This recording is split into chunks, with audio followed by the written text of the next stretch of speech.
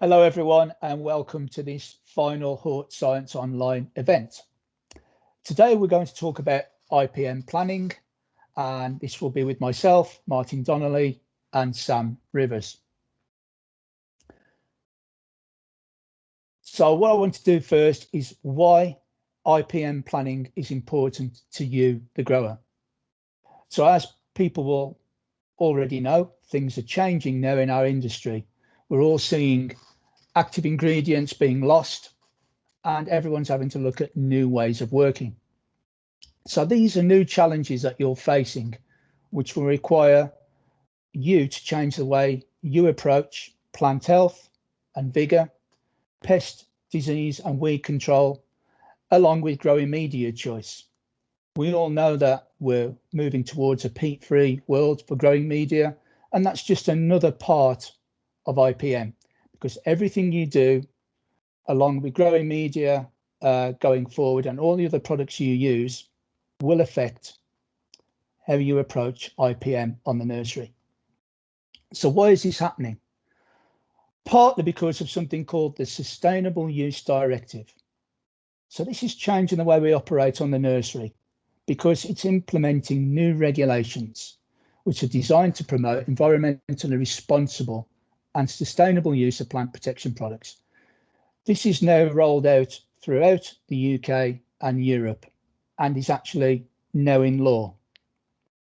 All growers are now expected to follow the various protocols within this legislation, which relate to promoting safer, more sustainable ways of crop production across horticulture and agriculture alike.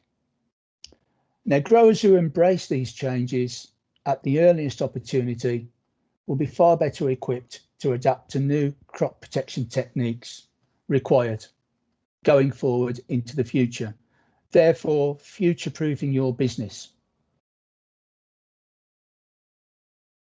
So what SUD has done for us is given us something called the hierarchy of control, and this is to be at the heart of your IPM plan. And this is designed to be guidance on how you can raise and protect your crops whilst protecting the environment. And this is the whole idea of Sustainable Use Directive.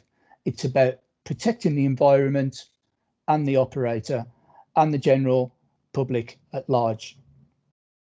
So what we're asked to do is use control options in an order of priority. So starting from the top, we have cultural, and then moving down from there, biological. And for the purpose of this presentation, when I say biological, I'm looking at the microbiologicals, macrobiologicals such as predators, parasitoids, and we can also look at biorationals, otherwise known as biopesticides, and also biostimulants. We then move on to physically acting products such as maltodextrin, which are used just to immobilize a pest or to prevent a disease from sporulating. And then finally, the last choice is to be chemical. So that's the order of priority. So when we're starting to look at an IPM plan for the nursery, what we're trying to do there is prioritize in that order. So as you can see, cultural control is going to be the underpinning of any IPM plan. So if your control options are prioritized in this way, as I said before, it is the first step to future-proofing your business and to be ready for the challenges ahead. What we will find going forward is we will have less chemical products in our armory in the next few years. And so as you can see, if you take that out, you are left with primarily cultural and biological controls. Now, although these principles need to be followed where possible, times when only a chemical active will work. And this is where the principles of IPM can still be utilised in conjunction with the Sustainable Use Directive, because what it's saying to us is, wherever possible, we use SUD in the order of priority as set out above. But that doesn't mean that in some instances you cannot revert back to a chemical if it's available and if it's deemed to be an emergency or the only route to control and protect your crops. So the principles of IPM and IDM planning are very important to understand. Integrated pest management and integrated disease management, and or not on the screen, let's not forget weed management, should form an integral role on the nursery. In conjunction with SUD, you need a well thought out plan that can prove to be invaluable over time. All staff that are working on the nursery and involved in crop protection or crop production should be aware of these plans and help to follow the principles within the plan wherever possible. So you need to involve all of your team. If the team are involved and they can take ownership of these plans, they're more able to understand what you're trying to do, and you can work together as a true team. Where new challenges or unforeseen problems can occur that are not addressed by the current plan, that's not a problem in itself. It is wise then to have meetings, discuss and update the plan where necessary. And this can be done on a regular basis. So you can have meetings once a week or once a month, or depending on where the problems occur, ad hoc as needed. Also, when you're having these meetings, always look at what new products are coming on to the market, because it may be that what you can do is substitute another product that's already in the plan with a new, more novel product that may also be more environmentally friendly. And that's the whole idea of these plans. They're flexible, they're yours, and they're yours to take ownership of. So let's go to a little bit more about IPM in practice. So what does cultural control mean to you, the grower? So what we're looking at here essentially is good hygiene across the nursery, and this will be talked about later. Monitoring and scouting for pest, disease, weeds. Making sure ventilation and humidity control is always a priority. Ensuring the irrigation is set up correctly and nozzles are clean. Also making sure that you don't get drips or overlap. Looking at the growing media and nutrition and making certain that's fit for purpose. And if there needs to be amendments, get the growing media representative in, take advice and change where necessary. Always look at the plant material, where it's coming from, varieties, whether you can use resistant varieties, so you use less crop protection products. And also make sure you have some quarantine areas on your nursery. So where there are problems, you can quarantine those plants, make sure they're cleaned up before they go back either into general population or onwards to your customer. No grower wants to be sending problems to an end user because it will always come back on them. When it comes to biological control, as I said, what this means to you, the grower, is biologicals, biorationals, and biostimulants. So macrobiologicals are predators. And as you can see on the photo there, we've got some phytocelus for spider mite control. We're also looking at microbiologicals, so bacterial products, fungi. And then we have biorationals, otherwise known sometimes as biopesticides. And these have been formulated and mostly registered as biological products that will control a pest, disease or weed.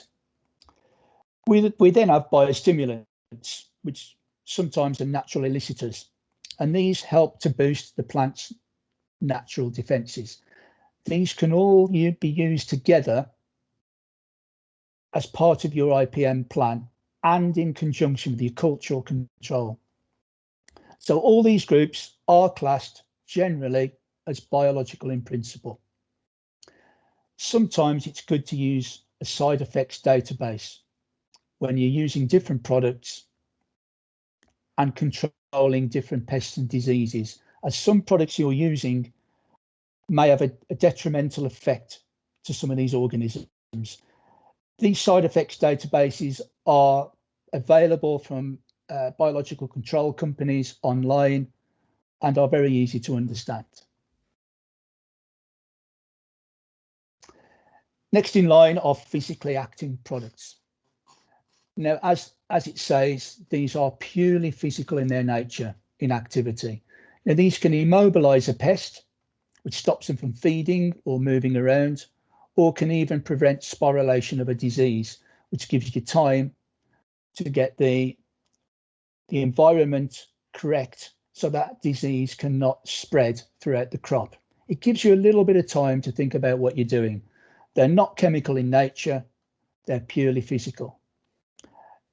An example of this is ingredients such as maltodextrin, which is used extensively to help control high numbers of pests, such as whitefly, before then going in with a biological control agent such as Incasia formosa when you brought the population down.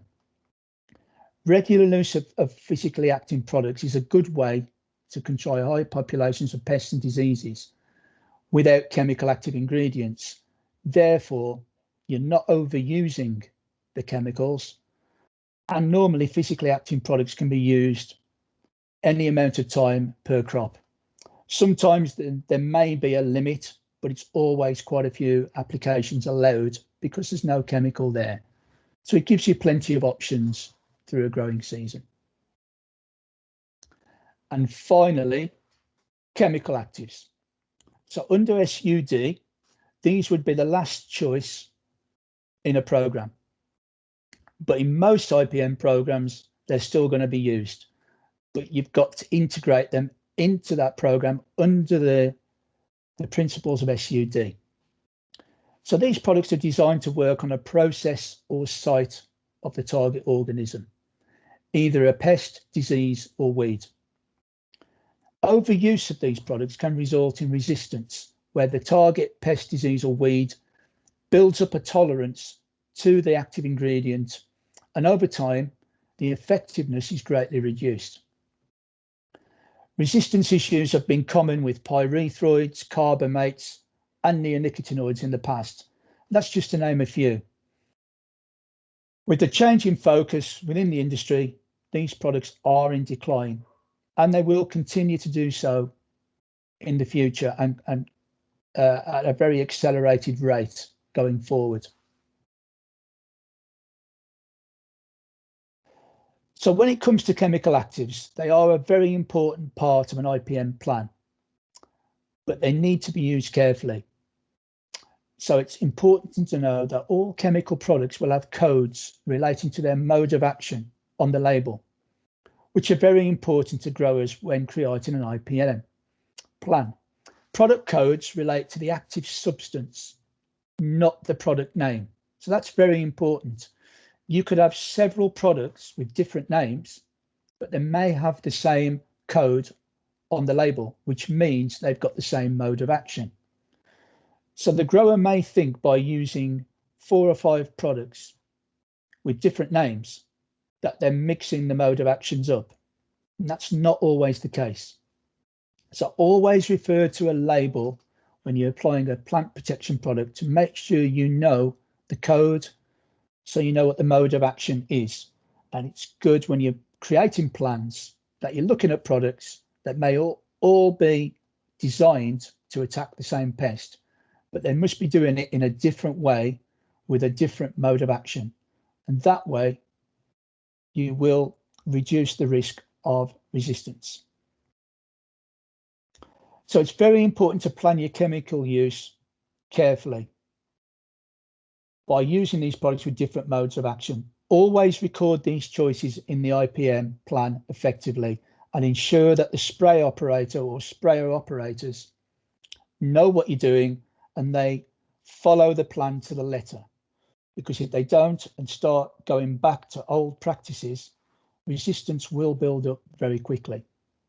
And those products then become useless to you very quickly. So the IPM plan. By following the process set out under your SUD and by using the information I've just explained to you, then the next step is really to start formulating your own plan. So it's really looking at the problems on the nursery, make sure they've been addressed in the past, and look at where you've been successful and not so successful. So once you've done that, you can start to look at creating a plan to help mitigate the effects of the pests, disease and weeds that are common problems throughout the season. Obviously, if certain things haven't worked in the past, then you need to do it differently. And each plan should be focused and designed to solve each individual problem that has been identified on the nursery, using the tools available with the protocol set out by SUD. It will be possible to design a robust plan of action going forward. This is doable for all growers. There are plans on the internet that can be looked at, but I do urge you to do your own plan, design it yourself, and make certain that all the stakeholders on the nursery involved in plant production are involved in this decision-making process. So a very simple graphic here. What we're looking at here is the IPM plan in practice. And as you can see in the center, you have got the plan. That has got to be the basis of everything you do. You always go back to that plan. So what must not happen is that you have meetings, you create plans, you have them on your computer, and they're not acted on. That must not happen. So that plan should be consulted on a regular basis by the whole team. And at the top, we've got cultural control, which should always be the first step. Wherever possible, look at your cultural controls, as explained earlier. Then move to biological, physical, and chemical. That is the decision process every time before using a plant protection product. If it can be done in a safer, more sustainable way, then that's the way it should be done. If you do need a chemical in there, use it at the appropriate time, make certain it's the right mode of action to be used, and apply it correctly according to the label. By following these rules and going back to the plan on a regular basis and amending that plan where necessary, success will follow. So once that plan has been designed and it's been produced, then the next steps are really to put it all into action. So you'll have your plan, your staff will have been briefed, everything is then ready to go. So it's then time into action. The following presentation suggests some strategies that can be used to control a pest and disease. Good luck. Thank you, Martin. As Martin mentioned, I'm just going to be taking you through a couple of examples to demonstrate some of the principles Martin was talking about. So the first example, we're going to be talking about black vine weevil, which is a pest I'm sure most of you are all aware about. It's a very serious pest in horticulture, and the larval stage is the most destructive stage, where it eats the roots, where the adults will consume foliage tissue as well. I'm going to be taking you through some of the approaches that Martin discussed about the Sustainable Use Directive and how these can benefit you on your nursery. Starting with cultural control, we can look at nursery hygiene. So the first point I want to make is paying attention to older stock. Most nurseries will have old stock sitting about for 1 or 2 years, perhaps longer. Some stock might just be left and neglected to one side. This is a optimal breeding ground for vine weevil. So it's very important that you don't allow populations to build on this stock. If you think it's going to be sitting around doing nothing, make an effort to throw this stock away, or I advise to treat this stock with the appropriate control measures. The second point I want to make is avoid using any old growing media or compost that you might have on your nursery. If it's particularly being sit around without any covers on, vine weevil, eggs, larvae or adults might be present in this, and you might be unknowingly transferring this onto your nursery. This might be more important if growers are using green waste, for instance, where perhaps some green waste incorporated in there has had vine weevil problems in the past. Again, next point is keeping weeds under control. Again, this might be seen on older stock or around the nursery. There are certain weeds which will harbour vine weevil, for example, dandelion, dock, and willow herb. The adults can shelter on these and consume the tissue. So if you have an area of your nursery that is generally neglected or very prone to weeds, it's worth treating that appropriately. Again, going on from the weed issue, it's about removing debris between crops and around the nursery. If you have any old leaves or anything like that sitting around, vine weevil the adults will look to find shelter in there, particularly if the debris is from some of their preferred host crops. So it's ensuring that you clean up between each cycle of the crops and keep an eye on this. The next step I'd like to point out is ensuring all pots are clean before use. It's quite easy to spot vine weevil. They're not really, you don't need a microscope to see them, but the eggs you might overlook. So it's important to check everywhere of the pot and make sure they're very, very clean if you are reusing pots. The larval stages, obviously, you might find them on the base of the pot. Adults also, so it's worth checking through. So that's nursery hygiene. The next slide I want to talk about is plant sourcing checks. So this is another form of cultural control. So if you're buying in stock from a different supplier, it's advisable to ask that supplier if they've had any pre-existing issues about vine weevil on their nursery. You can ask them those questions, in what control methods they've used. If they're sending things out that they haven't treated, it's advisable to look at that stock upon receipt.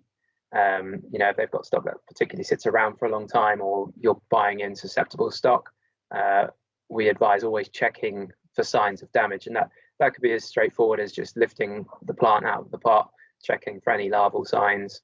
The picture on the right here is obviously of a heuchera. You can see larval damage there. There is no root mass left in the plant, which will ultimately lead to the plant's death. So we always advise checking for any signs or damage, and if you do find those problems, it might not be affected on the whole crop, but we advise quarantining that crop and applying a treatment until you're secure that the crop no longer has a problem. Again, another form of cultural control is going to be about regular monitoring, and this is about understanding the pest cycle. For outdoor production, the life cycle can be present at different times throughout the year. For indoor production, the life cycle stages can be present year-round. So, for instance, the egg stage might be more present around spring to June, so you might be looking at the tops of pots on the growing media to see for any signs of egg lay. Adults, again, are going to be more active in that period throughout the summer. They're most active during the night, so it's about monitoring for any signs of leaf damage, particularly on susceptible species like laurel or photinia. You might see the leaf damage there. Again, you can use traps. The picture here shows a vast array of different traps that can be readily available, and that's how you're going to help decide when the best time to treat is. For indoor production, as I said, the life cycle stage can be present year-round, so regular monitoring is going to be having to be built into your IPM plan. And again, pay close attention to susceptible crops. Vine weevil are generalist pests, but they do have a preference, as I'm sure most of you are aware. Things like heucheras, cyclamen, euonymus, they absolutely love. So paying closer attention to those crops might help you keep ahead of the game. So going forward into control options, we've just discussed cultural options. Now, control options are becoming more and more limited. The most recent withdrawal has been Exempta, which has been used to control vine weevil. We have the last use updates for incorporation into growing media for the 22nd of January is the last time you'll be able to order this, with the final use update being the 3rd of February. This has left growers with limited options going forward. So there isn't quite this one product that can be grown into your incorporated into your growing media to control this pest, and there's going to have to be a lot more thought process into how you're going to treat vine weevil in your nursery. Exempt has been very effective at controlling vine weevil, but that doesn't mean it's completely disappeared. It's likely moved the population elsewhere outside of your nursery, for instance, in a hedgerow or in a garden, and you might not see that population pressure build until 1 or 2 years later. So it's best to keep to intervene as soon as possible to keep that population threshold from reaching devastating consequences on your nursery. So the control options are now very much dependent on cultural biological methods. So I'm going to just talk you through them and how you might incorporate them into IPM Plan. So this is part of the ICL's Protect range against vine weevil. So the first product we have is Vinylseeker, which is based on the beneficial nematode Heterohabdites bacteriophora, and this is designed to control the larval stage of vine weevil and will work into growing media temperature at 12 degrees C. Second product, again to target the larval stage, is Vinylseeker CT, or cold tolerance, and again this is based on a beneficial nematode Steinonema krausei. This is slightly different as it works down to a lower temperature, so it works down to 5 degrees C in the growing media. So it offers extended control, particularly in the autumn and late winter, early spring periods. These are both biological products, and then the next product we have, which is Pitcher GR, which is a biorational. This is a revolutionary new product from ICL, which is based on a garlic extract. And this is to treat vine weevil eggs and early hint stage larvae. So looking at the life cycle of black vine weevil, it's important to understand this to build these products into an IPM plan. So as you can see, the egg stage is present around May to July. The adults will be laying eggs actively through the summer, but the most active period is within this time frame. So this is where you would be looking to apply Pitcher in an outdoor scenario. You can see the larval stage are present the majority of the year, and this is where you can build in applications of our Vinylseeker and Seeker CT. The important points to consider with these products going forward is that the timing of application is going to be very largely dependent on temperature. For instance, the first application of nematodes you might do in early spring. But if we have a really wet, cold, horrible spring, if there's another beast of the east, you wouldn't be applying at that period. So it is all going to be very much temperature dependent. And you can have a loose plan to build into your production schedule. So I'm just going to go for a few examples now of how that might look. So starting with a year-round approach, around week 9, you'll be looking to apply Seeker CT. The growing media temperature is below 12 degrees C.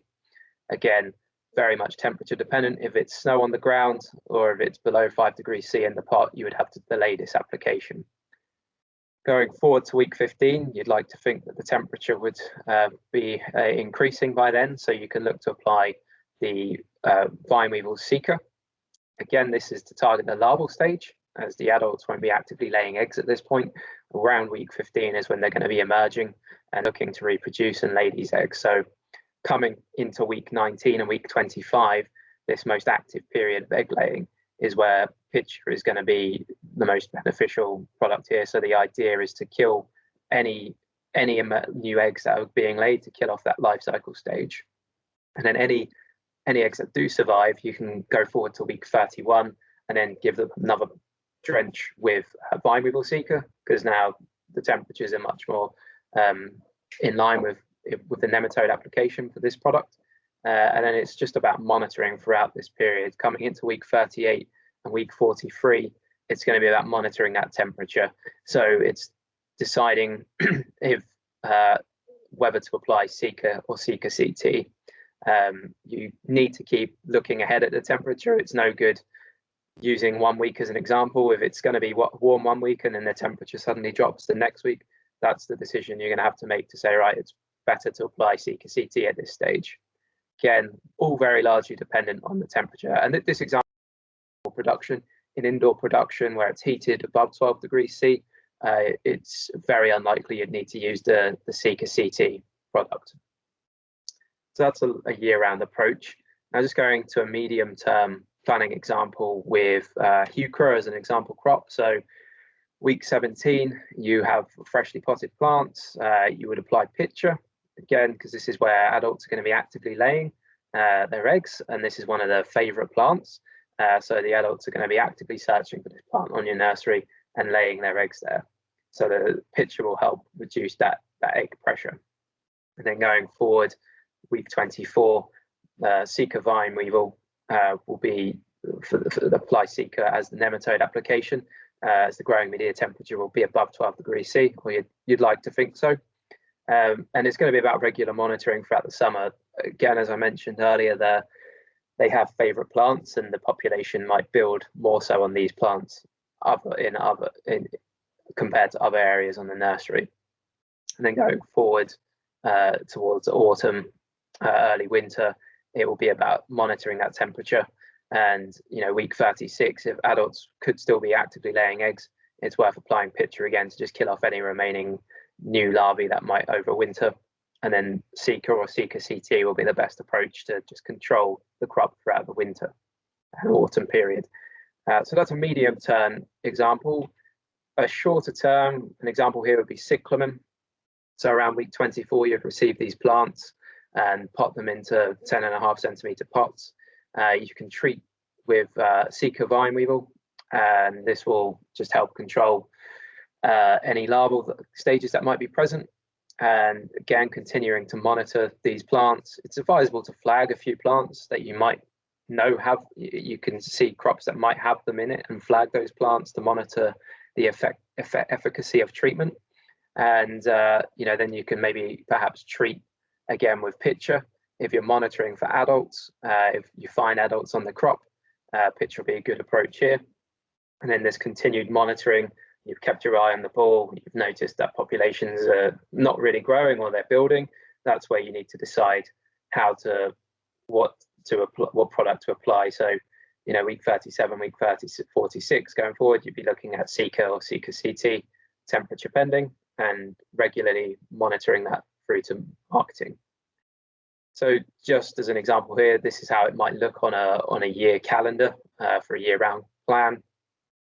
So again, this is going to be very much temperature dependent. The weather in England is always very subjective to change, as you're all aware. So you have to have some degree of flexibility with this. So this is vine weevil. The next example I want to talk you through is powdery mildew. Again, another common pest that can also destroy most crops, makes them very unsellable, let's say that. The products in your IPM plan are going to be dependent on timing and how you approach that going forward. So let's go through these cultural control options according to the SUD, hierarchy of control that Martin mentioned. So it's going to be, again, paying attention to older stock or neglected stock. Symptoms might go unseen in this case. Neglected stock might harbor infectious spores. Again, keeping weeds under control. Weeds can harbor numerous pests and diseases, so it's best practice on your nursery to control these factors anyway, because it can arise into other conditions. And removal of plant debris between crops. Again, plant debris, particularly from infected plants, can help spread the disease, especially as it's not quite easy to spot because it's very microscopic, some of these spores. Again, that goes on to the next point about ensuring pots are clean for use. You might think a pot is clean, but a microscopic spore will very likely go unseen and could transfer into your crop. So make sure you're adhering to appropriate hygiene on your nursery. So again, going with the plant sourcing checks, asking your supplier about any issues they've had with these this disease on the nursery before, what control methods they've used, how long does their stock sit around for, are you buying in susceptible plants like violas, for instance, and it's always checking new stock for any signs or symptoms. So you might receive a plant with 1 or 2 leaves that are infected.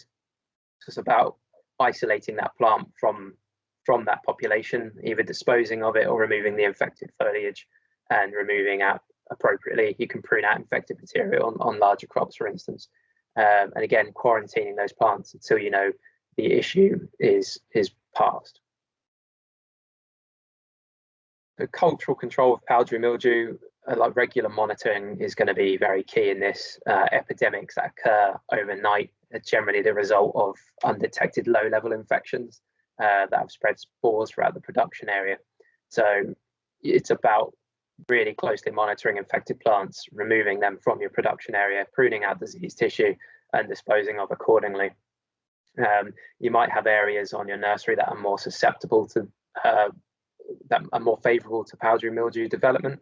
Powdery mildew does not need free water to germinate and infect, and they're favoured by high relative humidity and temperatures between 20-30 degrees and low light intensity. So, you know, if you've got an area which is quite shady on your nursery, unless you're growing shade-loving crops, that might be a bit more susceptible. If it's shady, it tends to sit a bit more damp. So if you have a susceptible crop growing there, it might be worth thinking about moving that elsewhere on your nursery.